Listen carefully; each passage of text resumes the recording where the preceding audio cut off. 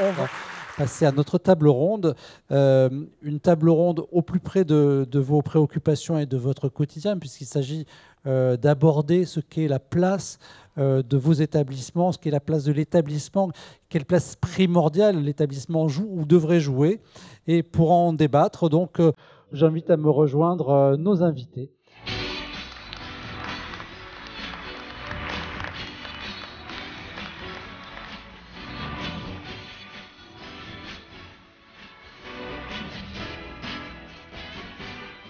Nous retrouvons à mes côtés Alain Bouvier. Je rappelle que vous êtes ancien recteur et professeur associé à l'Université de Sherbrooke.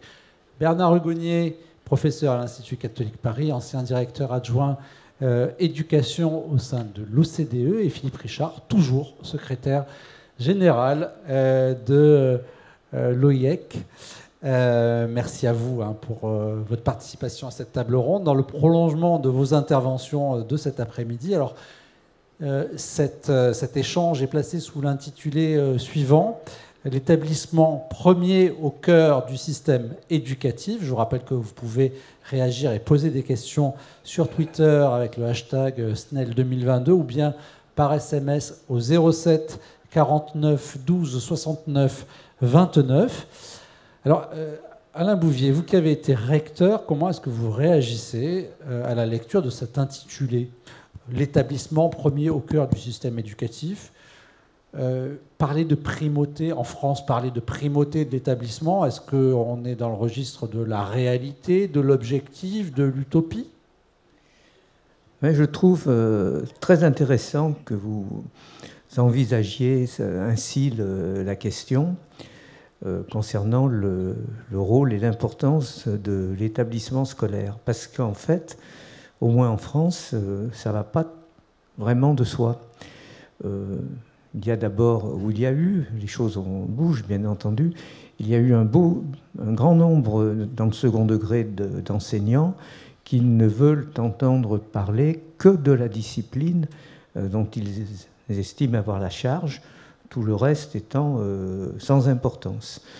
Ensuite, vous avez une partie des enseignants qui disent importe la classe avec une équipe pédagogique et tout se joue, et exclusivement tout se joue dans la classe et elle seule.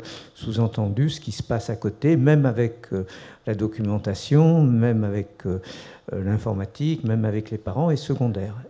Et quand on a commencé il y a maintenant 30 ans à peu près, à s'intéresser à l'établissement scolaire en tant que soi, qu'on a commencé à travailler sur ce qu'on a appelé l'effet établissement, il y a énormément eu de réactions en disant que non, ça n'existe pas, un établissement scolaire n'a pas d'effet, ne peut pas avoir des effets. Alors je suis heureux de voir qu'aujourd'hui, vous en êtes beaucoup plus loin et que vous vous intéressez véritablement à l'établissement scolaire. Alors on en est d'autant plus loin que le précédent congrès, qui remonte à une ère antérieure, c'était presque la préhistoire, puisqu'il n'y avait pas encore trop de Covid à l'époque, il était consacré à l'effet établissement et même à l'effet chef d'établissement. C'était à Bordeaux en 2020, début 2020. Qu'on comprenne bien, on a l'impression qu'il n'y a rien qui bouge, et en même temps, on est à Marseille ici. Le président Macron est venu il y a quelques mois et a annoncé... Vous savez que le système éducatif est un peu délabré à Marseille dans certaines mesures, notamment dans le public, essentiellement dans le public. Et il a annoncé, comme mesure qui n'a pas fait bondir de joie les intéressés, que les directeurs et les directrices d'écoles publiques auraient à l'avenir, de façon expérimentale, la possibilité de recruter leurs enseignants. Alors, on pourrait dire aussi qu'il y a eu une loi, la loi RIAC, qui a été votée, qui, modestement, certes, mais renforce les prérogatives et renforce l'assise finalement de la direction d'école dans le public. Est-ce que malgré tout, il n'y a pas des choses qui sont en train d'évoluer? On s'est compris que dans son programme de campagne, Macron aura une volonté de donner plus de liberté aux établissements. On ne sait pas s'il sera réélu, mais en tous les cas, c'est quand même un peu dans l'air du temps, non? Il y a une différence entre l'enseignement primaire et le second degré. ne serait-ce que parce que dans l'enseignement primaire, en somme, il n'y a pas pour l'instant d'établissement. Ce n'est pas d'établissement public, et il n'y a pas de véritable chef d'établissement au sens où on l'entend, tout au moins jusqu'à cette loi, et encore cette loi ne dit pas grand-chose. Et de l'autre côté, dans le second degré, mais c'est à la marge, il y a un petit nombre de postes à profit sur lesquels les établissements peuvent intervenir en amont, mais enfin ça ne va pas très loin. Et je sais que Bernard Hugonnier, il va le dire, trouverait très important d'aller beaucoup plus loin. Alors Bernard Hugonnier, justement, vous nous avez brossé un tableau très, très intéressant des différents systèmes ou des grands systèmes qui peuvent exister ici et là de par le monde. Est-ce que sur cette question, par exemple, des établissements, du statut d'établissement ou pas des écoles primaires en France dans le public, il y aurait quelque chose d'important à faire? Est-ce que ce serait une façon de libérer un peu le système? Oui, ça marche. D'abord, si vous êtes étranger, vous arrivez en France et vous regardez le système éducatif français, vous vous posez la question de savoir pourquoi il y a le premier degré et le second degré. Pourquoi y a-t-il les écoles et les collèges et les lycées qui n'ont pas exactement le même statut? Pourquoi les directeurs d'école n'ont pas les mêmes responsabilités et les mêmes devoirs que les directeurs de lycée et de collège? C'est une anomalie qui frappe beaucoup les esprits. Et le nombre de conférences où je suis allé lorsque j'étais à l'OCDE me posait la question. J'étais bien en difficulté pour donner des explications logiques. Essayez d'en donner quelques-unes, vous aurez certaines difficultés. Alors là, on est en train de parler du public. Pour les établissements privés qui jouissent d'une liberté quand même qui est bien plus grande, est-ce qu'il faudrait aller plus loin? Bien sûr, je crois qu'on peut toujours aller plus loin. À partir du moment où ce que l'on cherche, c'est l'équité et l'équilibre, on peut toujours aller plus loin. C'est évident. Qui pourrait aller contre? Qu'est-ce qu'on pourrait faire de plus? Qu'est-ce qu'on pourrait accorder comme latitude supplémentaire aux établissements privés sous contrat? Demandez-leur. En fait, je ne pense pas que c'est à nous de demander. Vous avez le droit de réagir sur Twitter et par SMS, évidemment. Je ne pense pas que ce soit aux experts indépendants de donner des réponses. Je crois qu'il faudrait faire... Si vous me demandez de donner une réponse, je vous dirais, faites un sondage intelligent auprès des dirigeants actuels. Demandez-leur si vous voulez vraiment améliorer les résultats des élèves, créer un cadre vraiment très agréable et très productif pour les élèves, que faut-il faire? À ce moment-là, vous trouverez des solutions. Mais in extenso comme ça, d'emblée, dans une conférence, dire que faut-il faire d'emblez, je ne pense pas que ce soit raisonnable.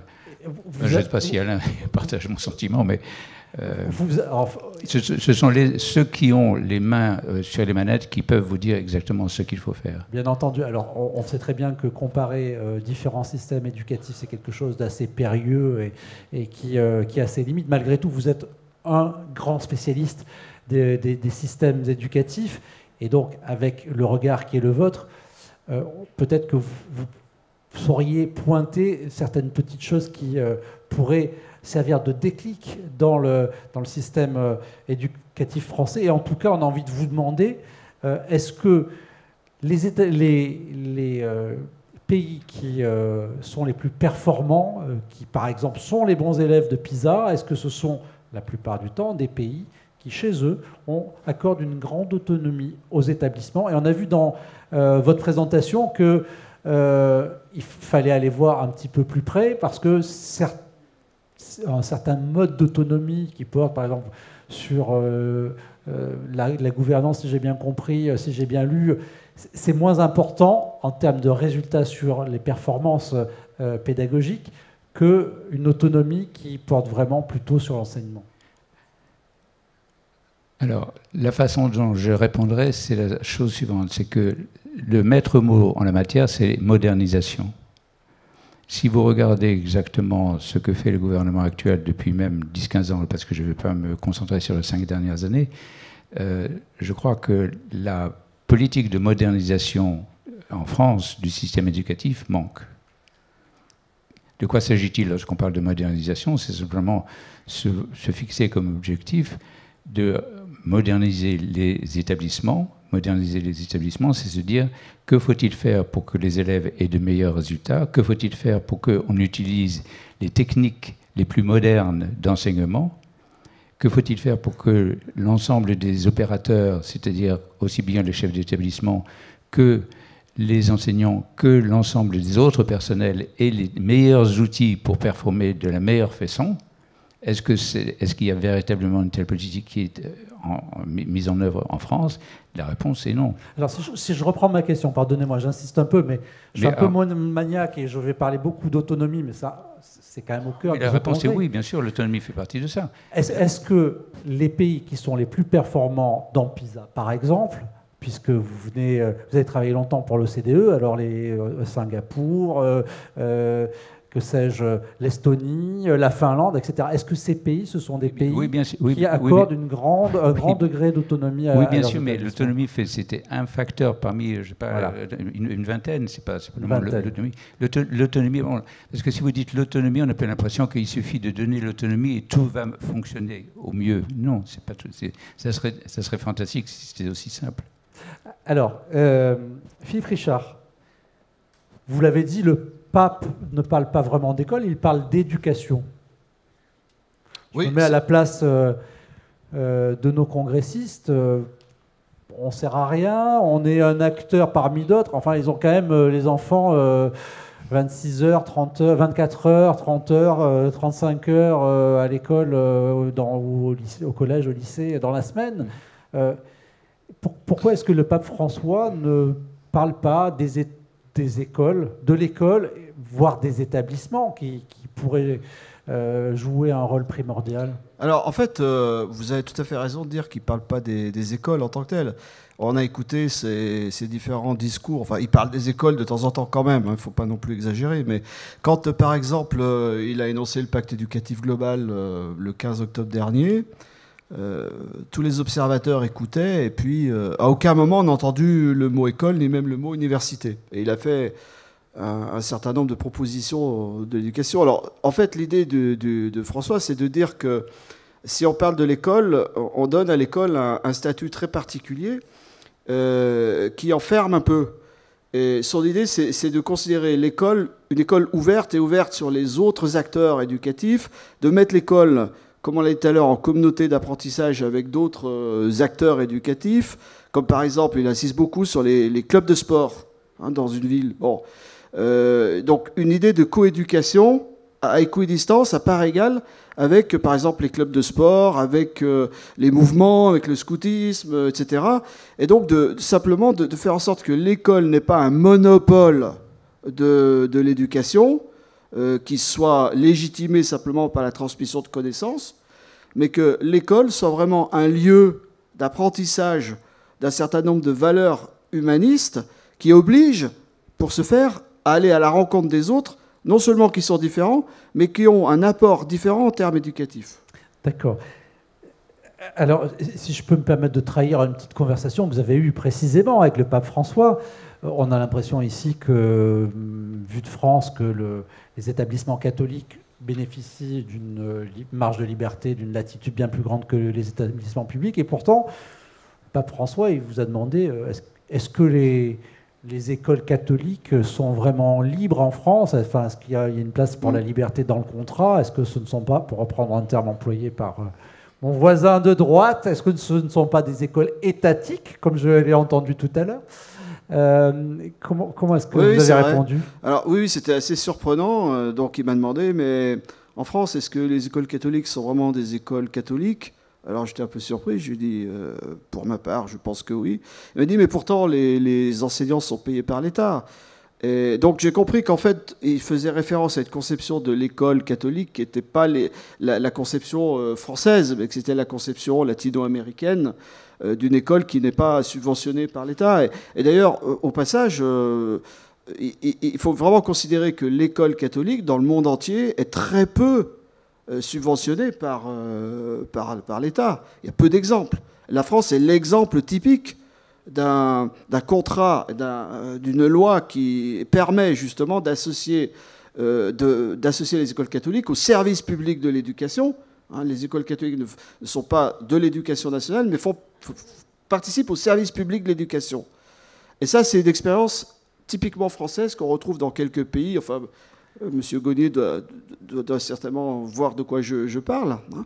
Et donc, dans la grande majorité des cas, que ce soit en Afrique, en Asie, en Amérique, surtout en Amérique latine, mais même aux États-Unis d'ailleurs, la notion même d'une école subventionnée où les enseignants seraient payés par l'État, c'est complètement incompréhensible. Alors justement, on va continuer à creuser cette thématique à la lumière d'exemples étrangers, et on va, pour ce faire, découvrir un reportage qui a été tourné à Londres. Il s'agit d'une plongée dans le quotidien d'une école libre, une free school, pour parler dans un bon anglais. Je vous propose de regarder cette vidéo.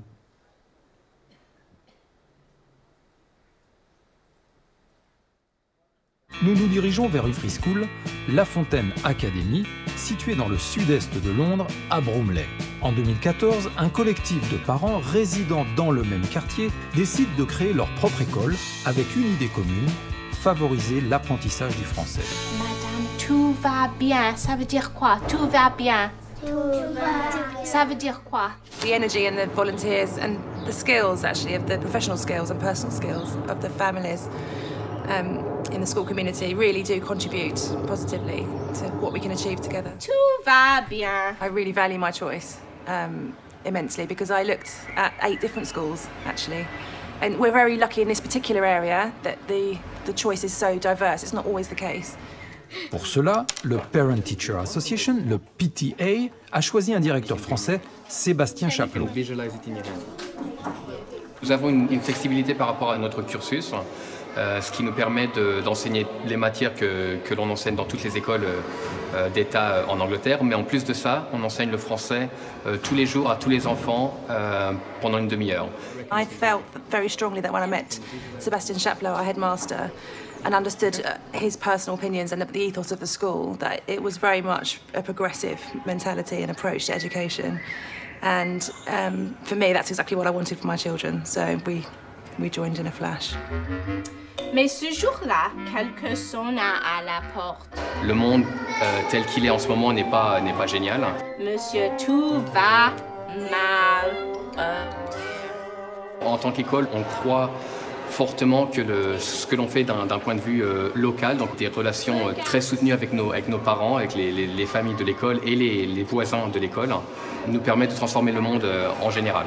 Cet esprit de village où tout le monde se connaît, tout le monde se supporte ou se soutient, fait partie intégrale du fonctionnement de l'école. Mais pour pouvoir changer le monde, ou tout au moins se donner les moyens de ses ambitions, La Fontaine Academy doit rechercher des financements pour compléter le budget alloué par l'État. Schools in this country do face a crisis at the moment with funding, and to provide these additional experiences, life experiences for children is becoming more and more difficult for schools because the budget has to go to the areas, the key core subject areas, the teaching. Cela va de l'organisation de sorties avec les parents jusqu'à la recherche de sponsors en démarchant des entreprises ou des fondations. So we have a camping trip coming up for 300 people. Our school only has 280 students, I think.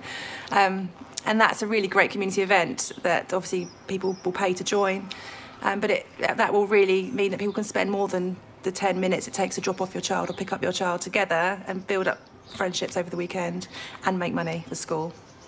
Other things we've done, we have approached some businesses in order to try and get funding. There are grants that are available through the lottery, but also through companies. Il y a eu quelques écoles qui ont été décrites dans la presse comme ayant échoué par rapport à leur fonctionnement. Et maintenant, le gouvernement contrôle beaucoup plus le processus de création. Merci beaucoup.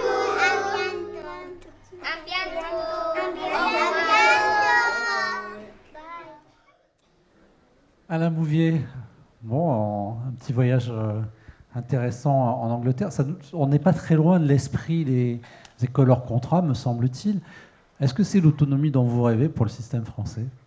Je souhaite que le système accorde beaucoup d'autonomie, mais qu'il y ait des mécanismes de régulation. il me semble qu'une partie des responsabilités, sous une forme ou sous une autre, doit revenir aux pouvoirs publics qui ont le souci de l'avenir d'un pays, donc qui doivent savoir ce qu'on attend d'une école par rapport à l'évolution d'un pays, et qui peut avoir des idées sur la façon de le faire. Par exemple, évidemment, quand de façon volontairement, je n'avais pas choisi mes termes au hasard, quand j'avais parlé d'école étatique, non seulement, évidemment, tous les enseignants chez vous sont payés par l'État, mais ce sont les programmes de l'État et ce sont les diplômes, 10 diplômes nationaux, qui sont préparés. Bon, peut-être qu'on pourrait imaginer, qu'il y ait des programmes complémentaires autres, qu'on pourrait peut-être imaginer qu'il y ait des diplômes complémentaires autres. Par exemple, au niveau de l'enseignement supérieur, en plus des diplômes nationaux, il y a certains diplômes d'université qui sont choisis spécifiquement par telle ou telle université et qui font l'originalité de cette université.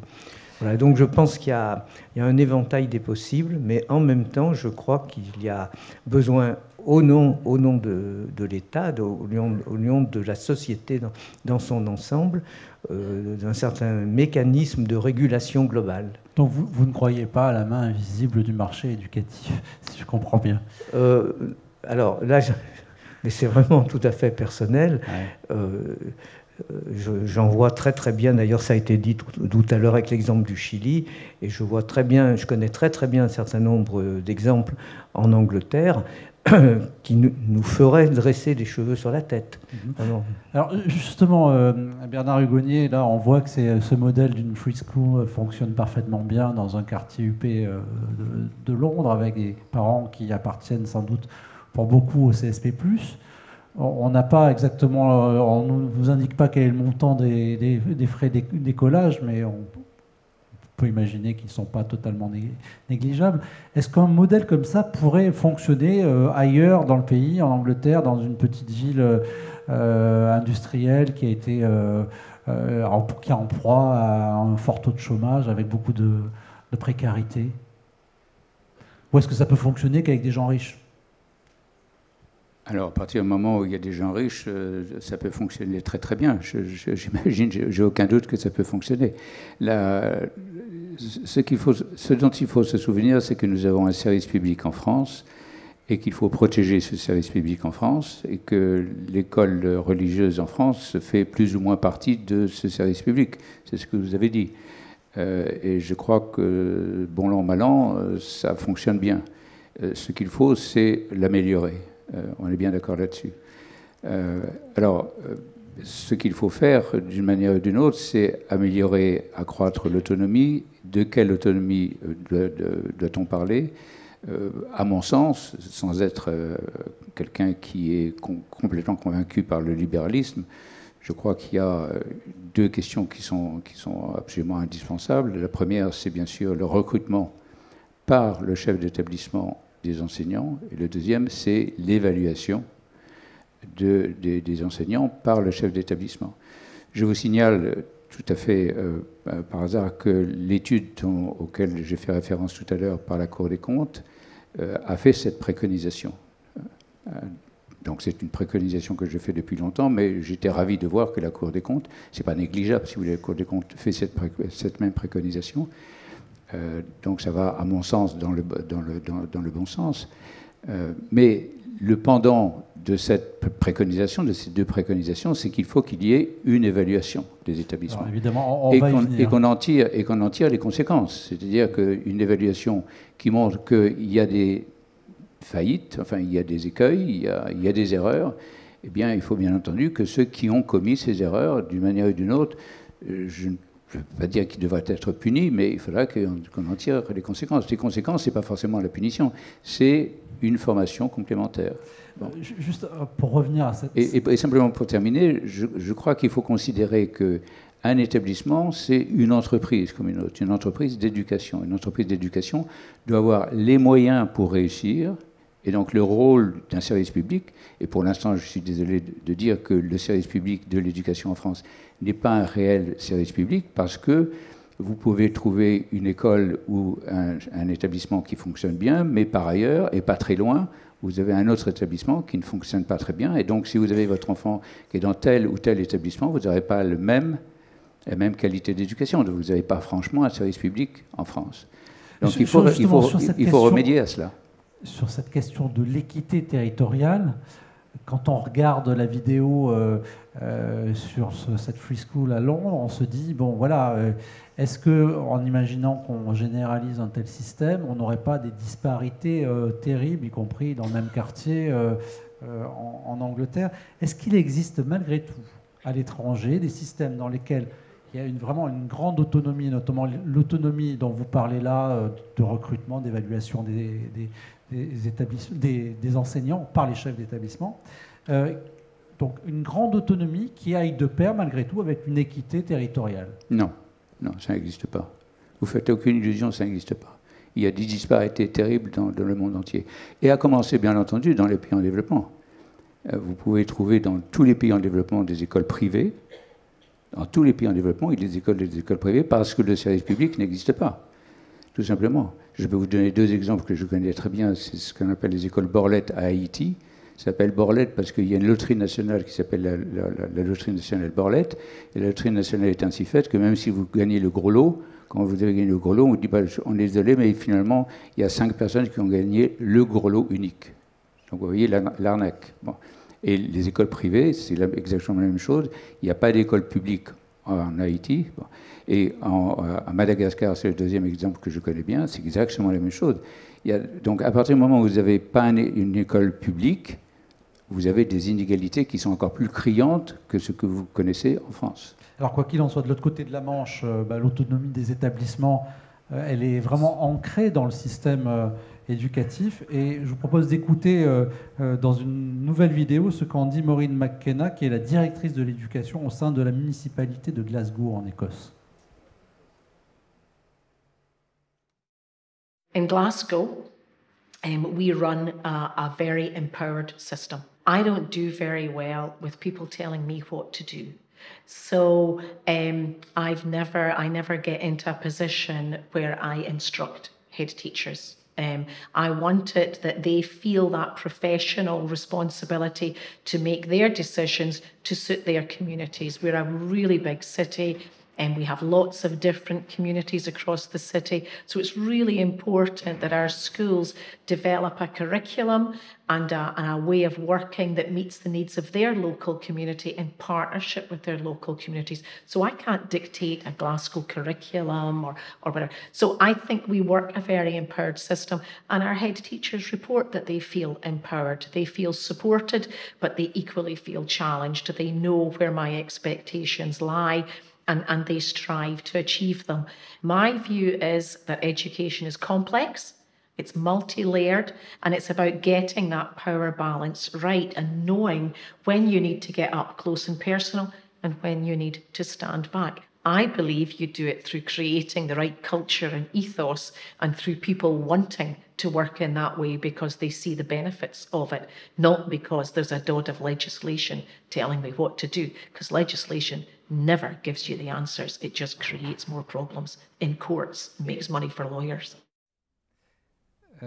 Bernard Hugonier, certains dans cette salle vous diraient peut-être en réaction à cette vidéo que nous, en France, on a tendance à poursuivre une égalité formelle, pour ne pas dire un égalitarisme, qui conduit à un manque d'autonomie des établissements et au final des résultats assez peu flatteurs dans les comparaisons internationales. Est-ce que vous partagez cette analyse? Est-ce qu'il y a un problème en France avec une volonté, j'allais dire presque théorique, très idéologique, qui consisterait à dire on veut absolument le même enseignement pour tous et au final on n'y arrive pas, on a un système qui est peu performant? Parce que là on voit en Écosse ce qui fonctionne, si on en croit la responsable de l'éducation à la municipalité de Glasgow, c'est vraiment de se dire, voilà, dans chaque quartier, il y a une communauté, enfin, l'école, elle est ancrée là-dedans, et chacun vit pleinement ses fonctions au sein de l'école. Alors, je ne remets pas en cause le système de Glasgow. Après tout, s'il marche, pourquoi pas, et laissons-les faire. Maintenant, si vous voulez mettre en œuvre un tel système en France, du jour au lendemain, ça c'est systématiquement impossible. Autant reprendre le système français et essayer de l'améliorer autant que faire se peut. Je vous rappelle simplement les chiffres. En France, si vous prenez le critère d'équité et vous regardez les chiffres de PISA, il y a 92 pays qui ont passé la dernière enquête PISA en 2018. Sur les 92 pays, en matière d'équité, la France arrive en 88e position. Oui. 88e position. On va passer la parole à Alain Bouvier qui voulait réagir aussi. Allô. Juste une remarque complémentaire à propos de l'Écosse. C'est quand même un pays à 16 exemplaires en matière d'évaluation.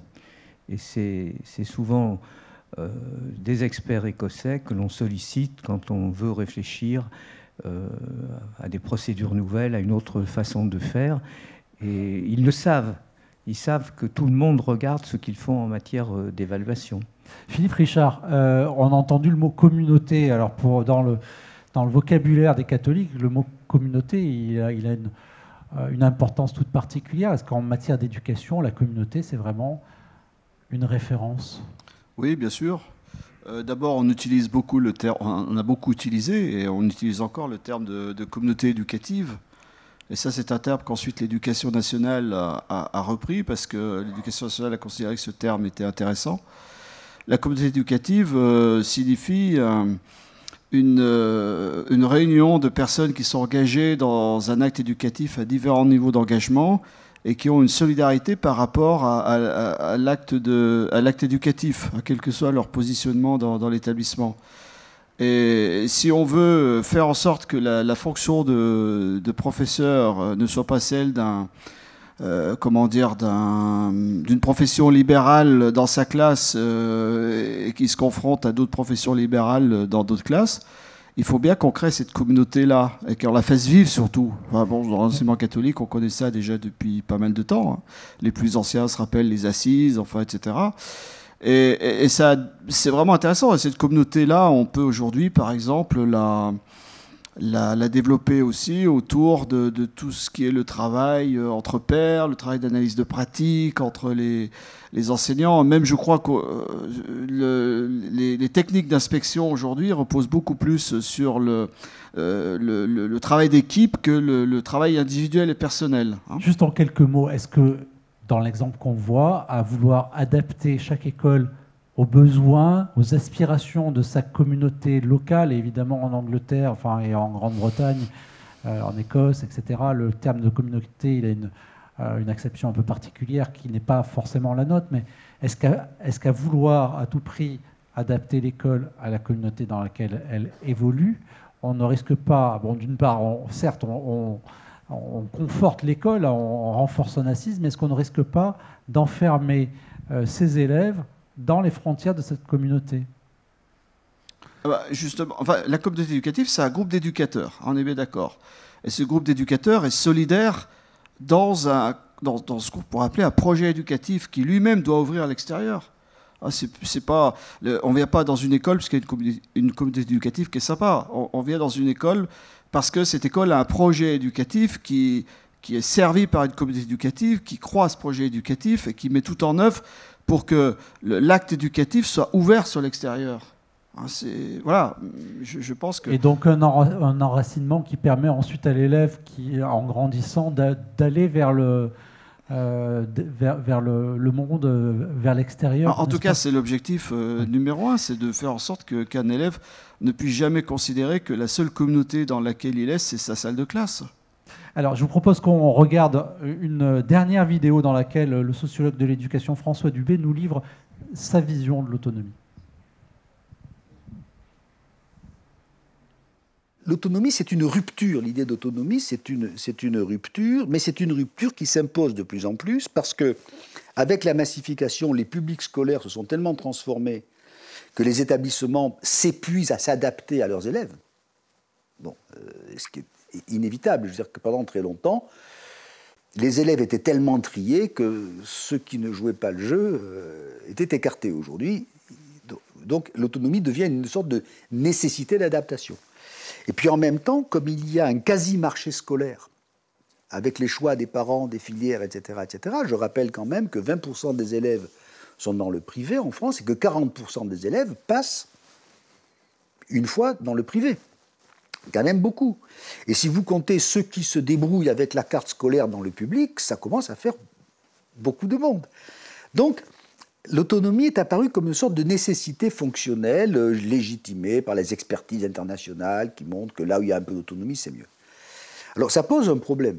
Ça pose un problème, c'est que si vous avez de l'autonomie, le risque, c'est le risque d'éclatement du système, au fond. C'est-à-dire que chacun joue pour soi et on n'en parle plus. Et donc, ça suppose que le centre du système acquiert une plus grande capacité de contrôle. Paradoxalement, plus les établissements seront autonomes, c'est-à-dire plus on leur dira, écoutez, organisez les emplois du temps comme ça vous va, faites des assemblages pluridisciplinaires comme ça vous va, etc. Mais en revanche, nous exigeons des résultats. Et ça suppose aussi l'autonomie, probablement une lourde réflexion sur le mode d'affectation des enseignants. Vous ne pouvez pas avoir une autonomie des établissements qui soit réelle si les enseignants ont été distribués de manière aléatoire. Donc, il est évident que la structure même du système devra changer. François Dubé ouvre de grands chantiers, notamment en termes de ressources humaines, mettre fin au fameux... comment ça s'appelle déjà j'allais dire, le vaste changement de poste, les mutations, ça s'appelle le mouvement, voilà, je l'avais sur le bout de la langue. Bon, donc il y a ce chantier-là, et en même temps, quand on parle d'autonomie, on a envie de savoir quelles sont les contreparties. Et vous avez prononcé ce mot évaluation à plusieurs reprises. Est-ce que l'évaluation des établissements qui découle de la loi Blanquer et qui commence dans vos établissements cette année, est-ce que cette évaluation, elle est là pour faire progresser les établissements, pour s'assurer qu'ils sont performants? Est-ce qu'il y a une volonté peut-être, Alain Bouvier, de les faire entrer dans une norme? Comment est-ce que vous voyez ça, vous? Est-ce que c'est le bon moyen d'évaluer et de demander des comptes finalement à des établissements qui pourraient être plus autonomes? Je crois tout bêtement qu'un établissement peut apprendre, qu'il peut apprendre de son action, mais à la condition, bien entendu, qu'il se livre à de l'évaluation et à des retours d'expérience. Mais l'évaluation est essentielle pour accompagner des évolutions positives de nos établissements scolaires. Ce qui est vrai pour les établissements est vrai pour tout un tas d'organisations, tout un tas de structures, mais c'est aussi vrai pour les établissements scolaires. Longtemps, les enseignants disaient « pour tout le monde, mais pas pour nous ». Si, pour tout le monde, mais aussi pour les établissements scolaires. Les établissements scolaires peuvent apprendre, ils ont un outil, c'est l'évaluation. Bernard Hugonier, l'évaluation telle que l'a voulu la loi Blanquer, en tous les cas, j'imagine que c'est peut-être le fruit de compromis, comme toujours pour une loi. Cette évaluation, c'est une évaluation collective. Est-ce qu'on pourrait imaginer d'autres formes d'évaluation, du chef d'établissement, des enseignants, comment ça se pratique à l'étranger? Oh, il y a plusieurs choses, hein, parce que je pense qu'il y a, je sais pas, au moins 50, je vous dis, il y a 192 pays dans le monde, et il y a bien au moins 50 différentes évaluations. Je ne les connais pas toutes, je vous rassure. Mais je me contenterai déjà de ce que l'on a. C'est un énorme progrès en France, une évaluation des établissements. Alors, ce qui importe, c'est ce que l'on va faire de ces évaluations dans les établissements. Alors justement, vous avez des chefs d'établissement qui sont là, oui, certains se disent sans doute c'est un peu chronophage. Est-ce qu'il va y avoir une réflexion collective? Est-ce qu'on va en tirer un diagnostic? Est-ce qu'on va se dire que va-t-on en faire? Est-ce qu'on va prendre des mesures, etc. C'est ça qui compte. Est-ce que vous leur dites c'est une chance? Ah oui, c'est une énorme chance. Est-ce qu'ils vont la saisir pour essayer d'améliorer l'établissement pour le bien des élèves et pour leur bien propre? Ça, c'est une vaste question. Mais... Alors, vaste question, et puisqu'on parle de questions, on va se saisir immédiatement d'une question du public qui nous est lue par Sandrine Bathilde. Une question pour Philippe Richard. Comment l'OIEC peut-il aider concrètement les chefs d'établissement du réseau catholique français à donner sens à ce qu'il a appelé, avec le pape François, les futurs de l'éducation? Alors, en fait... Il faut parler voilà. très proche. En fait, pour répondre à la question, il faut juste rappeler ce qu'est l'OIEC. C'est une organisation qui fédère des organisations nationales qui sont en charge des écoles catholiques à travers le monde. Alors bien sûr, si par exemple on parle du secrétariat général, enfin Philippe Delorme est peut-être là, oui, Yann Diraison est là, je ne sais pas, bon, qui représente le secrétariat général, ils savent très bien quelle est l'animation institutionnelle qu'on peut faire à l'intérieur d'un pays autour de ces questions-là. Et c'est le rôle de l'OIEC, précisément, de pouvoir apporter un certain nombre d'éléments, soit par des formations, soit par un travail d'ouvrage qu'on peut rédiger, des projets pour les jeunes. Enfin, on ne va pas tout détailler ça ici. Mais l'OIEC est au service des organisations nationales. Pas des écoles en tant que telles, mais des organisations nationales. Et ensuite, l'organisation nationale fait ou ne fait pas un travail d'animation institutionnelle autour de ces questions-là.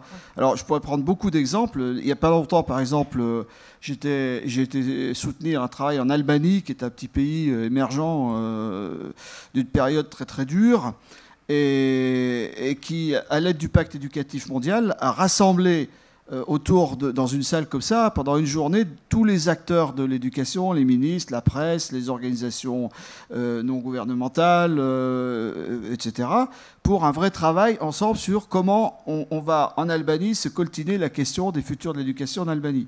Voilà. Donc, je pense que dans beaucoup de pays, l'organisation nationale, qui est en lien avec nous et qui travaille avec nous, peut travailler sur ces questions. Et nous, on va l'aider. Le prochain congrès qui va avoir lieu ici même, je fais un peu de publicité, mais dans cette salle-là, en décembre 2022, sera vraiment consacré, avec tous les membres de l'OIEC et tous ceux qui vont venir, un travail fondamental sur la recherche de moyens actions pour faire en sorte que ce pacte éducatif global trouve une mise en œuvre au sein même de nos établissements. Merci beaucoup, Philippe Richard. On prend une deuxième question qui nous est transmise par Caroline Isoard. Alors, l'autonomie dans l'éducation est mal vue en France.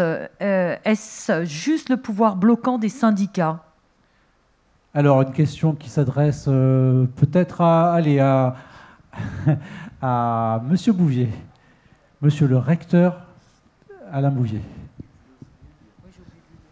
Les syndicats jouent certainement un rôle, mais non, c'est beaucoup plus culturel qu'on peut le croire. Je connais un certain nombre de personnes qui exercent des responsabilités multiples et variées, qui sont très timides, pour ne pas dire plus, vis-à-vis du développement de l'autonomie. Donc c'est sûr que les organisations syndicales sont poussent rarement à davantage d'autonomie, mais ça ne s'explique pas, le frein ne s'explique pas que par elles, loin de là, loin de là. Oui, on va donner encore la parole à Bernard Hugonier. Oui, je crois que c'est culturel parce qu'on considère en France que c'est un service public. Le service public, il doit être géré par le ministère. Donc, il y a de manière verticale. De manière verticale. D'ailleurs, tout en France est particulièrement vertical. Et vous aurez remarqué, comme moi, que durant les 5 dernières années, la verticalité s'est un petit peu prononcée de façon accélérée, non? Bon. Donc... Écoutez, merci beaucoup à vous trois. C'est la fin de cette table ronde. Alain Bouvier, Bernard Hugonier et Philippe Richard, merci à vous. Merci à vous. Le temps venu, je vous livrerai une synthèse, évidemment, le temps venu de toutes les notes que j'ai prises et qui, j'espère, sera évidemment aussi passionnant que l'ont été les discours qui sont succédés jusqu'à présent. Mais moi, je ne résiste pas à l'envie de vous raconter l'histoire d'une réussite individuelle.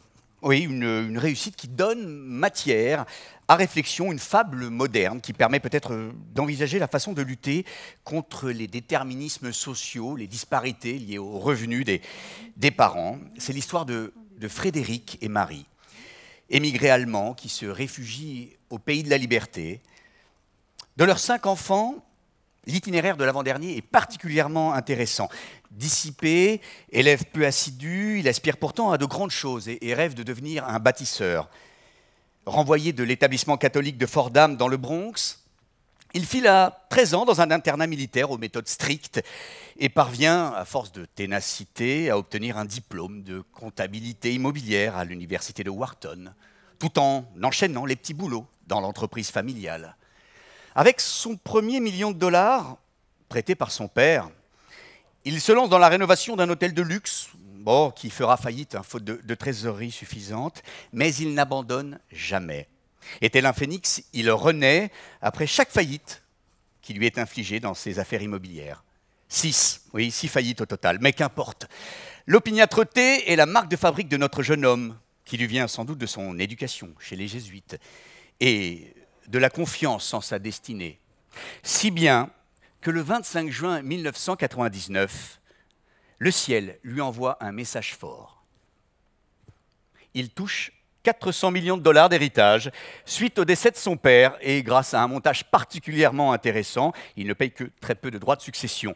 Et le voilà à la tête de son empire, celui qu'il a toujours rêvé de diriger. Désormais, il se jure de réaliser tous ses rêves d'enfant. Star de la télé, golfeur, et pourquoi pas même devenir le 45e président des États-Unis d'Amérique.